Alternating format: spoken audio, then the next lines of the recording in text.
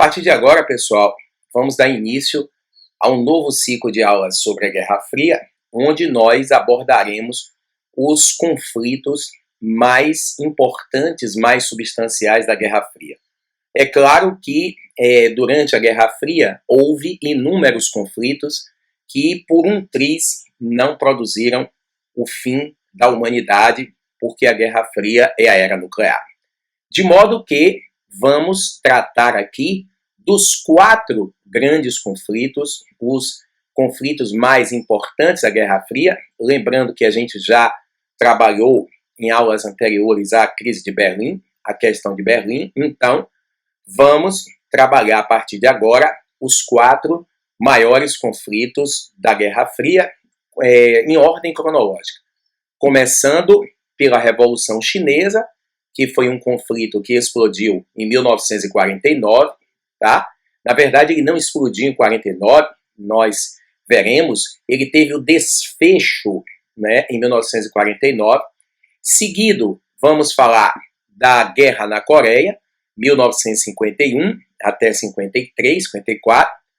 Depois, na sequência, a Revolução Socialista cubana em Cuba, que findou-se em 1959, e por último, a cruel, sanguinária Guerra do Vietnã. Vamos seguir esta ordem porque ela é cronológica.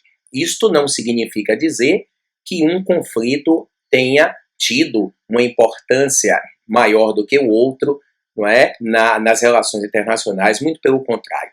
Todos esses conflitos apresentam importâncias muito grandes, cada uma dentro do seu contexto histórico. Tranquilo? Então, começando pela Revolução Chinesa, que teve a sua culminância no ano de 1949, quando o líder Mao Tse-tung, ou Mao Zedong, tomou o poder após derrubar, né, o Chiang Kai-shek, que então governava a China para atender aos interesses das potências capitalistas. Tranquilo? Veja só. Para a gente entender a história da Revolução Chinesa e a culminância dessa Revolução Socialista em 1949, temos que começar no início do século XX. No início do século XX, a China se transformou numa república. A China sempre foi uma monarquia, e no início do século XX, por volta de 1911, 1913, a China tornou-se uma república. Mas entendam o seguinte, amigos, a República da China, ela foi uma república implementada para atender os interesses das potências capitalistas. Na verdade, a China, ela já vinha sendo alvo de exploração das potências capitalistas ocidentais desde o século XIX, quando houve a guerra do ópio, etc. e tal, e as grandes potências capitalistas, notadamente a Inglaterra, forçaram a abertura econômica da China para transformar a China em mercado consumidor dos produtos industrializados das potências capitalistas ocidentais. Então, desde o século XIX que a China vem sofrendo com este processo de imposição do imperialismo ocidental. Entretanto, no século XX, a imposição do imperialismo tornou-se mais forte. As grandes potências, lideradas pela Inglaterra, que todos nós sabemos, até o fim da Segunda Grande Guerra, a Inglaterra era a grande potência que mandava nas relações internacionais. Então, liderada pela Inglaterra, a China vai se transformar numa república. Mas era uma república entreguista. Na ocasião, no início do século XX, por volta de 1911, 1913, a Inglaterra derruba o Império Chinês e implementou uma república para atender aos interesses do capitalismo. Nesse momento da história, criou-se um partido político chamado Partido Kuomintang, cujo objetivo desse partido era exatamente administrar a China para facilitar ao máximo a penetração da influência das potências capitalistas no território da Ásia. Então, já no início do século XX, é possível perceber, como consequência do que ocorrera no século XIX, no início do século XX, era possível perceber uma China subordinada, uma China completamente dobrada aos interesses das potências capitalistas ocidentais. Tranquilo? Agora, esse jogo começa a mudar quando a Primeira Grande Guerra Mundial aproxima-se do final. No ano de 1917, que é considerado pelos historiadores como o ano crítico da Primeira Guerra, não é? Porque toda guerra tem um ano crítico. O ano crítico é o ano decisivo. O ano crítico é aquele momento em que ninguém mais suporta o conflito e o conflito precisa ter um desfecho para um lado, para um outro ou para nenhum dos dois.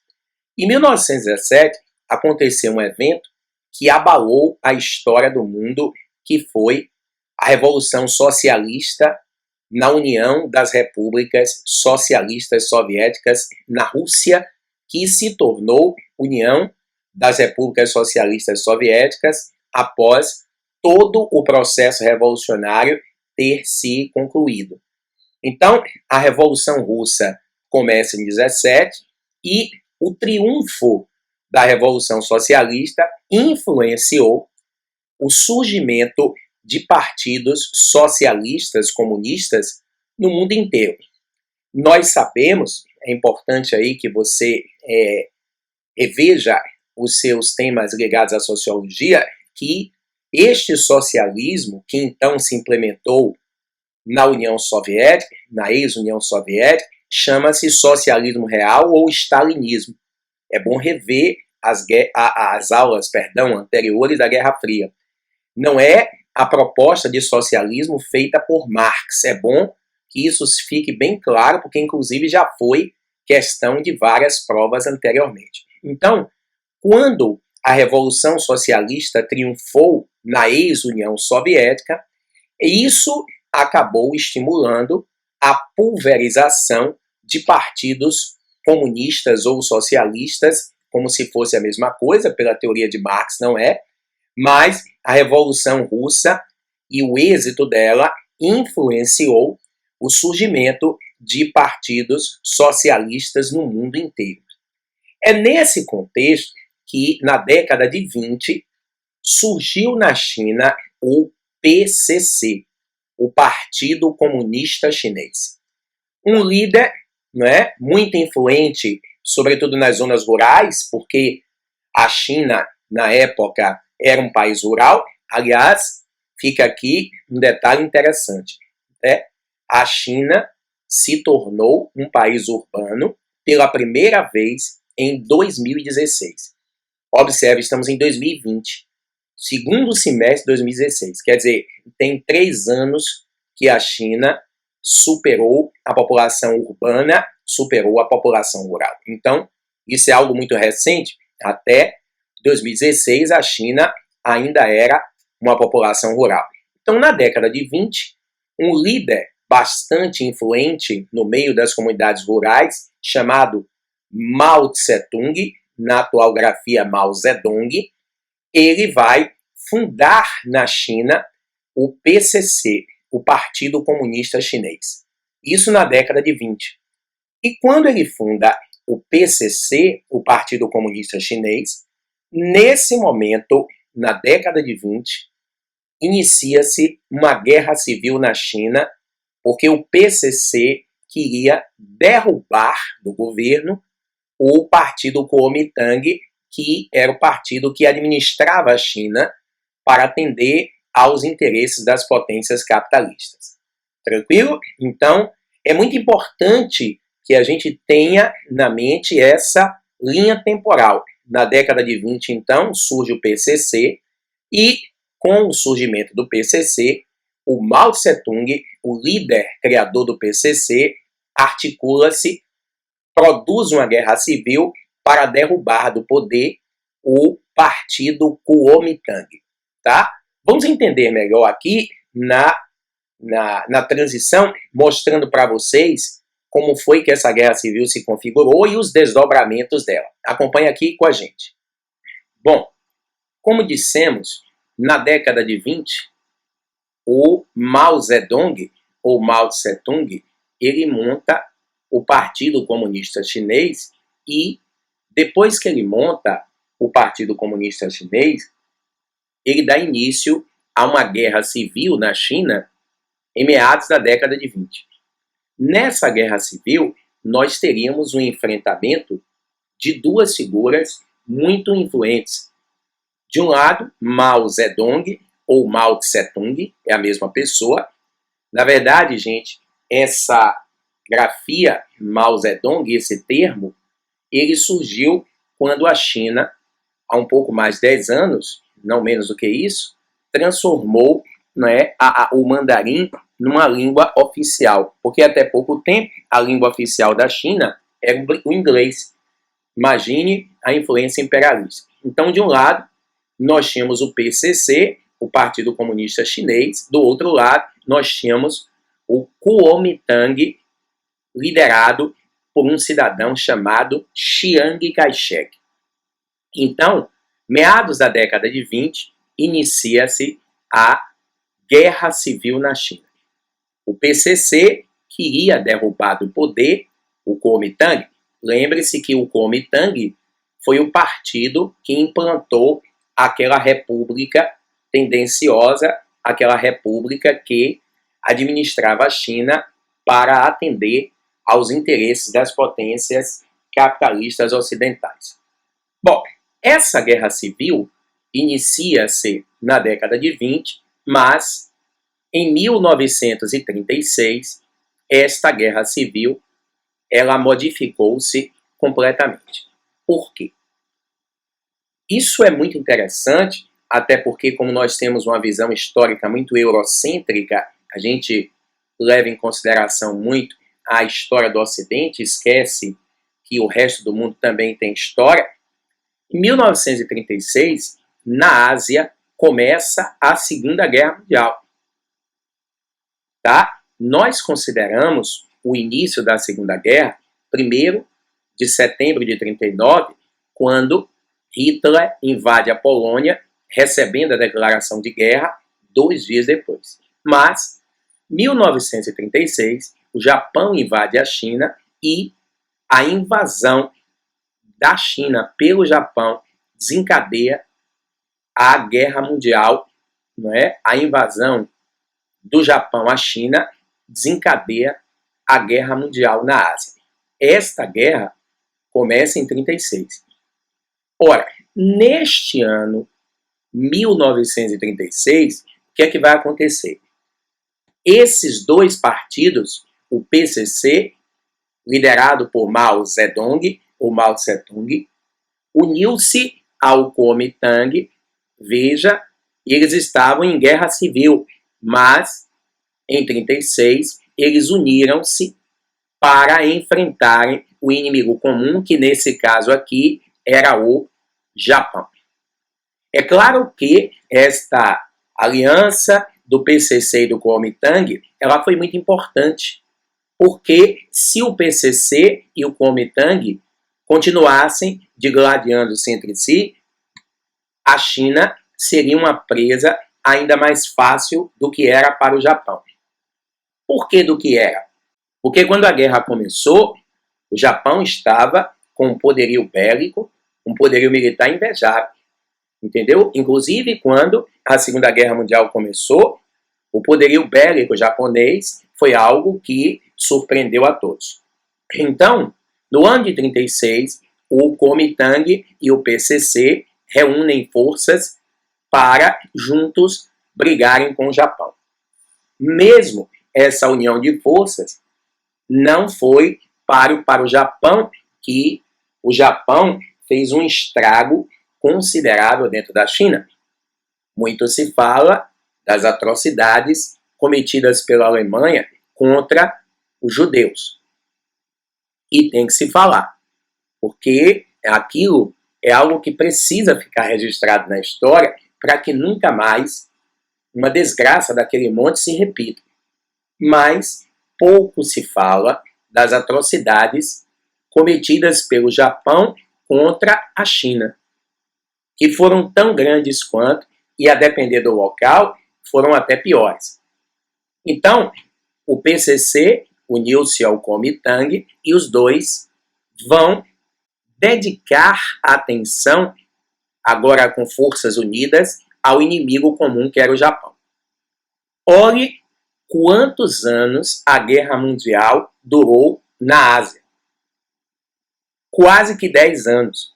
Somente em 45, depois que o Japão foi bombardeado 2 vezes com armas nucleares, nós sabemos, uma no dia 6, a outra no dia 9 de agosto, o Japão assina a rendição incondicional. Em 1945, a Segunda Guerra Mundial terminou, e quando a Segunda Guerra Mundial termina em 45, a Guerra Civil, esta guerra aqui, que começou em meados da década de 20 e que foi interrompida em 1936, esta guerra teve uma continuidade em 1945.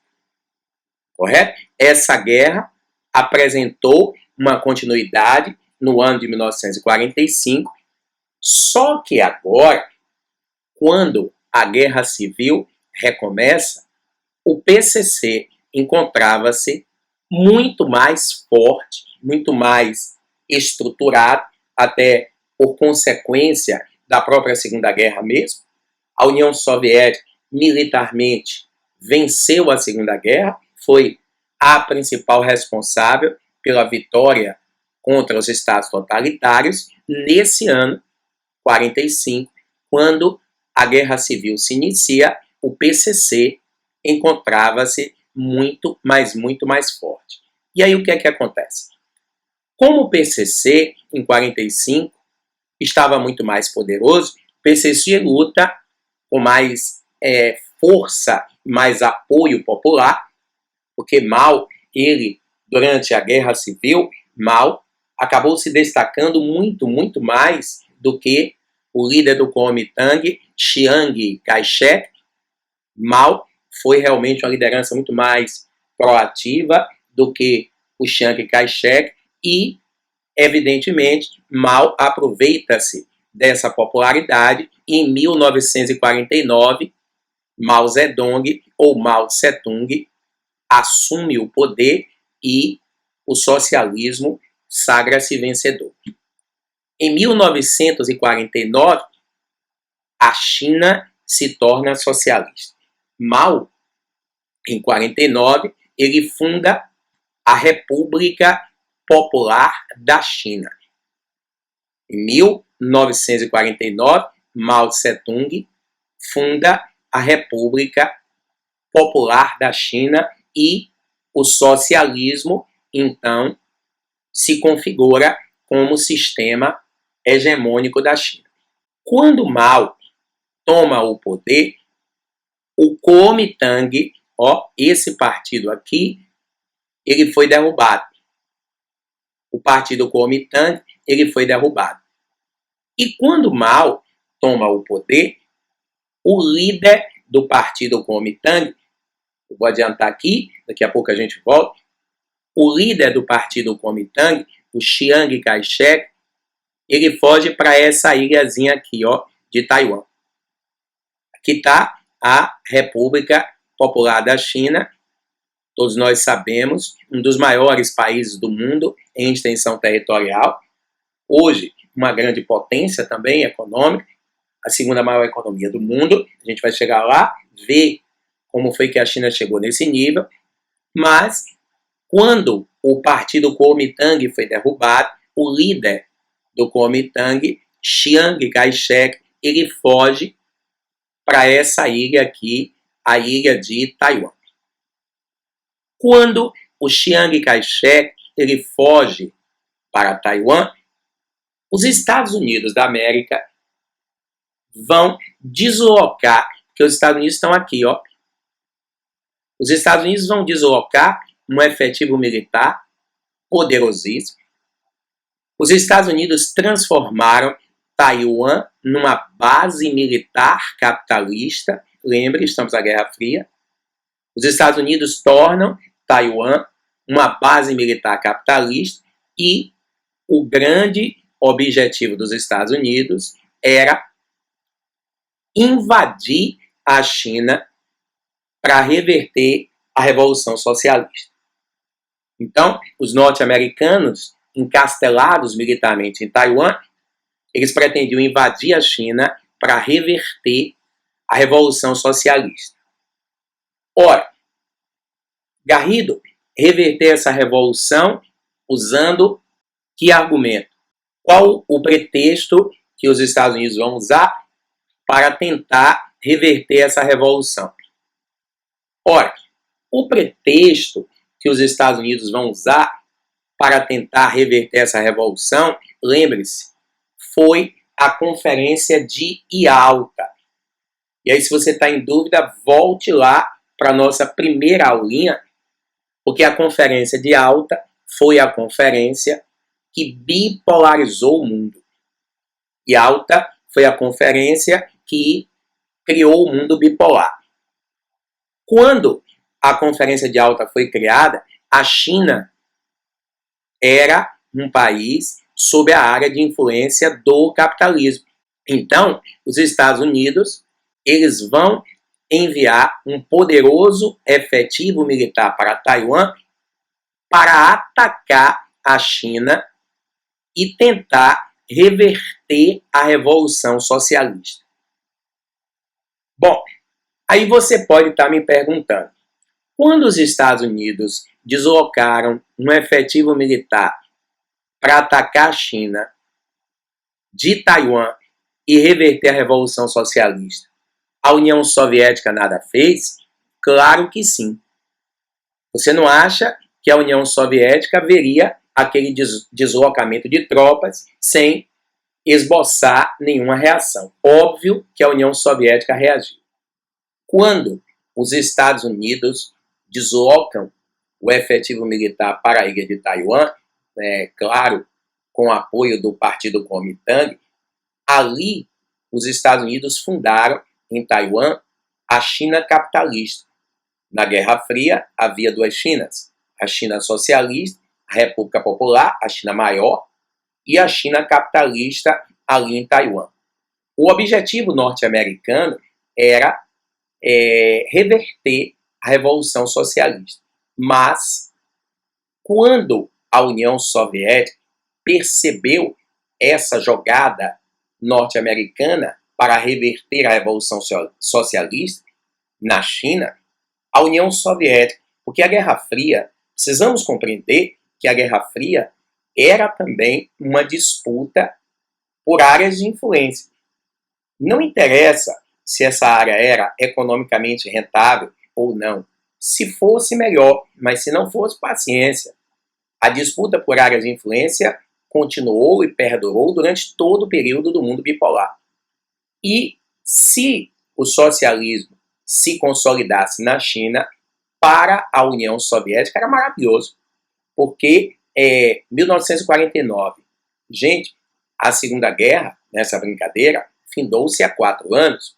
Então, se a China se torna socialista, isso representa mais força para o socialismo. Significa que o socialismo continua em processo de expansão. Então, o que acontece?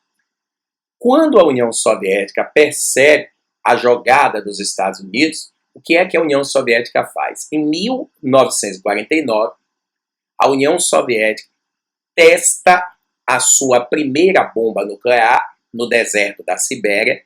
Vale salientar que a única nação que jogou artefatos nucleares contra cidadãos civis foram os Estados Unidos.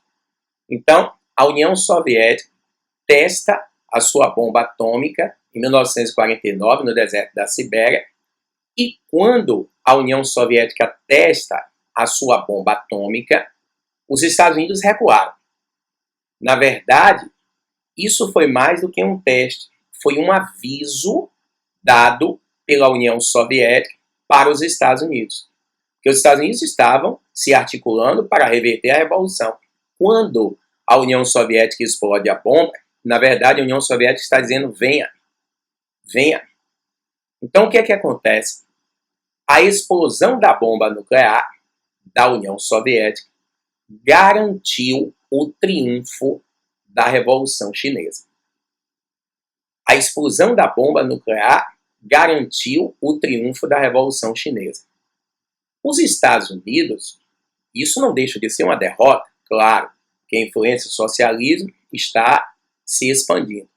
Os Estados Unidos, quando a União Soviética explode sua bomba nuclear, os Estados Unidos percebem que não dava para reverter a Revolução Chinesa sem produzir uma hecatombe mundial, uma guerra internacional. De modo que os Estados Unidos fazem o quê? Bom, primeiro, os Estados Unidos utilizaram a explosão da bomba nuclear como pretexto e criam a OTAN, que a gente viu anteriormente, né? A OTAN seria uma aliança militar do Ocidente contra o comunismo, e ao criar a OTAN, os Estados Unidos vão utilizar esta aliança militar anticomunista como mecanismo de ganhar dinheiro, de acumular capital. Então os Estados Unidos criam a OTAN, a Organização do Tratado do Atlântico Norte, tá? Utilizando a explosão da bomba soviética a seu favor economicamente, e os Estados Unidos vão encontrar outra maneira de frear a expansão do socialismo. Porque observe o seguinte: se o socialismo chegou na Ásia em 49, tá? Por influência do êxito da Revolução Chinesa, o socialismo poderia muito bem expandir-se para outras nações ali do território asiático. Entendam o seguinte: se o socialismo está se pulverizando para a Ásia, ele está se aproximando dos Estados Unidos. Porque nós não podemos perder de vista que os Estados Unidos estão, né, banhados pelo Atlântico e pelo Pacífico. O Atlântico e o Pacífico, não é isso? Então, os Estados Unidos, eles têm acesso ao Ocidente e ao Oriente sem sair de dentro de casa. Era necessário, então, que os Estados Unidos criassem uma estratégia para frear a expansão do socialismo na Ásia, vez que a estratégia militar norte-americana não funcionou. Qual foi a ação dos Estados Unidos depois que a União Soviética garantiu o êxito da Revolução Chinesa? O que é que os Estados Unidos fizeram depois que a União das Repúblicas Socialistas Soviéticas garantiram o êxito da Revolução Chinesa? Bom, gente, quando a União Soviética garantiu o triunfo da Revolução Chinesa, claro que a primeira providência tomada pela China foi aliar-se à União Soviética. Mao Tse-tung instantaneamente fez uma aliança com a União Soviética, porque Mao sabia que a aliança com a União Soviética era a garantia do êxito da Revolução Chinesa. Então Mao aliou-se com a União Soviética. E os Estados Unidos, para frearem a expansão do socialismo na Ásia, eles vão bancar a formação dos tigres asiáticos. O que seria isso? Os norte-americanos criaram um plano econômico para a Ásia, anotem aí, chamado de Plano Colombo ou Plano Marshall Oriental, que é a mesma coisa. Os Estados Unidos, assim como eles criaram o Plano Marshall para a Europa, eles criaram o Plano Marshall para a Ásia. O Plano Marshall para a Europa consistia em liberar 17 bilhões de dólares para os países da Europa capitalista se fortalecerem, impedindo a expansão do socialismo. O Plano Marshall Oriental, ou Plano Colombo, é mais conhecido como Plano Colombo, ele fez investimentos bilionários na bacia do Pacífico, tá? Foi uma quantia de 27 bilhões de dólares. O Japão ficou com a maior parte desse dinheiro. Inclusive, vale registrar que o Japão usou esses recursos do Plano Colombo e se modernizou. O Japão vai priorizar a educação, chega a investir mais de 60% do PIB na educação, desencadeando a terceira revolução industrial, que veremos mais à frente, tá? Quando o Japão ameaçou a hegemonia da economia americana na década de 80, teve uma crise violenta na década de 80, e o Japão chegou a se tornar a maior economia do mundo. Então, o Japão se fortalece, e depois que o Japão se fortalece, o Japão, junto com os Estados Unidos, vão investir na Coreia do Sul, em Taiwan, numa ilhazinha Hong Kong. Essa ilha Hong Kong estava sob domínio britânico desde 1841, e na região de Singapura, uma ilhazinha também. Então, os Estados Unidos fizeram vultuosos investimentos nessa área, observe, para que esta área servisse como um escudo de contenção ao socialismo. Então, os tigres asiáticos surgiram em consequência da Guerra Fria. É importante que registremos que tigre asiático não é bloco econômico. Os tigres asiáticos surgiram em consequência da Guerra Fria. Tigre asiático não é bloco econômico. Na hora que os Estados Unidos financiaram os tigres asiáticos, observem, posições estratégicas para frear a expansão socialista. Inclusive, a gente vai ver que explodiu a guerra na Coreia, depois nós tivemos aqui a guerra no Vietnã. Então, isso aqui, essa expansão desse escudo de contenção, foi ocorrendo gradativamente. Começou em 50, mais 50, 60, 70, esse escudo de contenção do socialismo foi se expandindo, e através do Plano Colombo, ou Plano Marshall Oriental, os Estados Unidos contiveram a expansão do socialismo e, evidentemente, expandiram a sua influência econômica ainda mais para o território asiático. Então, observe que o fortalecimento do capitalismo no Pacífico, que hoje é a área de maior fluxo de capitais do mundo, é o Pacífico, o fortalecimento do capitalismo no Pacífico é uma consequência direta, correto? É uma consequência direta da Guerra Fria.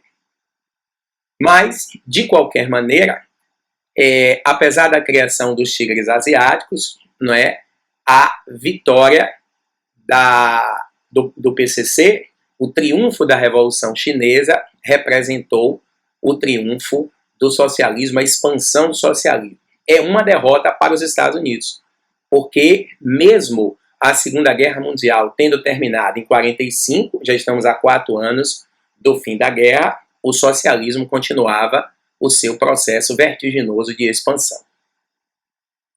Bom, então, graças à intervenção soviética, a Revolução Chinesa acabou sendo garantida. Era importante para a União Soviética, como eu já disse e reitero, garantir a Revolução Chinesa porque representa uma expansão da influência soviética no mundo. Tranquilo? E os Estados Unidos, do outro lado, evidentemente, tomando providências para frear este inimigo satânico, como era chamado pela doutrina Truman. O que vai acontecer com a China após o êxito da Revolução Chinesa? Quais serão as medidas que o Mao Tse-tung implementaria após a consolidação da Revolução Chinesa? Vamos logo, clique aí na próxima videoaula para a gente saber o que foi que Mao Tse-tung fez logo após ter o êxito da Revolução Socialista garantida.